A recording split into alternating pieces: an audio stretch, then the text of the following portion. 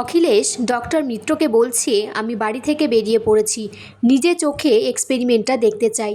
Compass তখন সব কথা শুনছে আর বলছে আমি তো তাহলে লাইভ লোকেশনটা এখন দেখতে পাবো। ঋতুজা কম্পাসকে বলছে কোথায় যাচ্ছিস মা? কম্পাস বলছে আমার একটা জরুরি কাজ পড়ে গেছে, সেখানেই যাচ্ছি আমি। কম্পাস তখন মনে মনে বলছে সব সময় দুয়ে দুয়ে চার হয় না, জীবনটা সিলেবাসের বাইরে মা। তোমার স্বামী ভালো মানুষ নন, এটা তুমি জানতে পারলে কিভাবে রিয়াক্ট করবে আমি জানি না।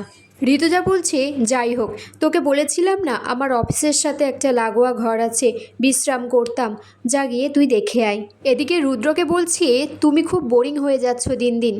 বলছে তোমার ফোনে একটা আননোন নাম্বার থেকে একটা মেসেজ এসছে আর একটা লোকেশন পাঠিয়েছে, যেটা কম্পাস পাঠিয়েছে।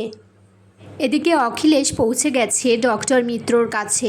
ডক্টর মিত্র বলছে আর 1 ঘন্টার মধ্যেই আমি এই ইঞ্জেকশনটা পুশ করে দেব। কম্পাসে পাঠানো সেম মেসেজটা বিহান আর ঋতুজার ফোনেও যায়। এদিকে বিহান, কম্পাস আর ঋতুজা বাবুলালকে খোঁজার জন্য বেরিয়ে পড়েছে। ঋতুজা বলছে এত বাড়ির মধ্যে বাবুলালকে কোথায় খুঁজব? কম্পাস বলছে তোমাকে ওখানে যেতে হবে না মা, তুমি গাড়িতে বসো, আমি আর বিহান স্যার যাচ্ছি তো। কম্পাস তখন ঋতুজাকে বলে দেয় ওই লোকেশনের মেসেজটা আমি পাঠিয়েছি সবাইকে, অখিলেশ স্যারই এই কিডন্যাপটা করিয়েছে। বিহান বলছে কি হয়েছে মা?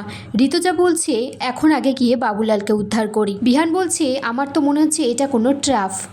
আগামী পর্বে দেখা যায় ডক্টর মিত্র যখন ইঞ্জেকশনটা পুশ করতে যাবে তখন দরজার বাইরে বিহান আর কম্পাস এসে কলিং বেল বাজাচ্ছে।